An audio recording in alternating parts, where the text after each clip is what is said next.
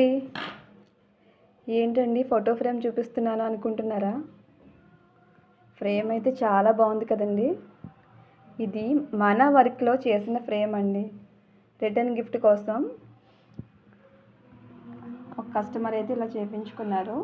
Happy 10th wedding anniversary అని.